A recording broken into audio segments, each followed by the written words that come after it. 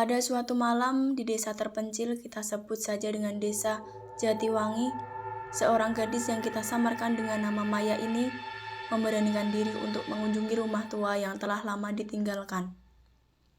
Rumah itu dikenal sebagai rumah cermin, karena dipenuhi oleh cermin-cermin besar di setiap ruangan. Warga desa menghindari rumah tersebut karena kisah-kisah menakutkan yang menyelimuti tempat itu. Konon, arwah penasaran menghantui setiap cermin di sana. Maya yang merupakan mahasiswi jurusan arkeologi tertarik dengan sejarah rumah itu. Menurut penelitian yang ia lakukan, rumah tersebut pernah dihuni oleh seorang kolektor cermin yang misterius. Pada malam itu, dengan membawa senter dan buku catatannya, Maya memasuki rumah tersebut. Saat masuk, ia merasa hawa dingin yang berbeda dari udara luar. Bayangan-bayangan aneh tampak bergerak di sudut matanya. Namun, Maya mengabaikan dan melanjutkan penelitiannya. Ia memasuki ruang tamu yang dipenuhi cermin-cermin besar. Cahaya senter yang dipantulkan oleh cermin-cermin itu menciptakan bayangan-bayangan aneh yang menambah suasana seram. Saat Maya memeriksa salah satu cermin tua yang berbingkai emas, ia merasa seolah ada yang mengawasinya. Ketika ia mengarahkan senternya ke cermin tersebut, ia melihat bayangan seorang wanita di dalam cermin. Meskipun begitu, tak ada siapapun di belakangnya. Bayangan wanita itu tersenyum sinis padanya. Jantung Maya berdegup kencang, namun ia mencoba tetap tenang. Ia berbalik untuk meninggalkan ruangan itu, tapi tiba-tiba pintu yang ia masuki tertutup dengan keras. Suara langkah kaki terdengar dari lantai atas, seperti ada seseorang yang berjalan di sana.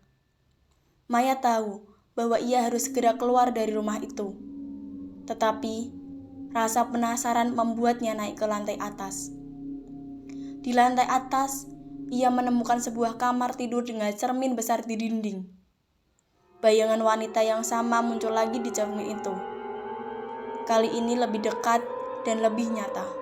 Wanita itu mengenakan gaun putih dan matanya terlihat kosong.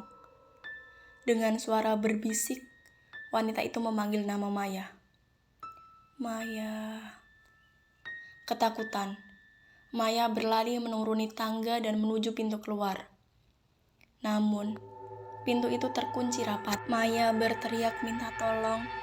Namun, suaranya seakan terpendam oleh dinding-dinding rumah itu. Di belakangnya, ia merasakan kehadiran seseorang. Ketika ia berbalik, wanita di cermin itu telah keluar dan berdiri di hadapannya. Maya terperangkap dalam tatapan mata wanita itu, yang hampa dan menakutkan. Dalam sekejap, dunia menjadi gelap bagi Maya. Keesokan harinya, penduduk menemukan buku catatan dan senter Maya di depan pintu rumah cermin. Tetapi, Maya sendiri hilang tanpa jejak. Sejak malam itu, desas-desus tentang rumah cermin semakin menyeramkan.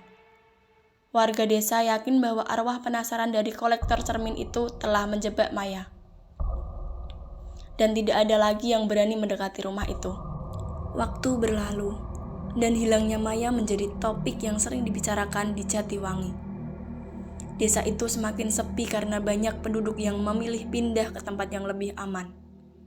Namun, seorang pria muda bernama kita sebut saja Rudi, yang merupakan sepupu Maya, tidak bisa menerima kenyataan bahwa sepupunya hilang begitu saja. Rudi adalah seorang wartawan dan merasa terdorong untuk mengungkap misteri rumah cermin demi mencari tahu nasib Maya. Pada suatu malam, Rudi memutuskan untuk memasuki rumah tersebut dengan persiapan lebih matang. Ia membawa kamera, senter, dan alat perekam suara. Dengan hati-hati, Rudi membuka pintu depan yang berderit dan memasuki rumah tua itu. Rudi menyalakan senternya dan mulai merekam perjalanan dan pengamatannya. Ketika ia mencapai ruang tamu yang dipenuhi cermin, Rudi memperhatikan setiap cermin dengan cermat. Tiba-tiba, ia mendengar suara berbisik yang memanggil namanya. Rudi, Rudi. Suara itu terdengar seperti Maya. Rudy merasa jantungnya berdegup kencang.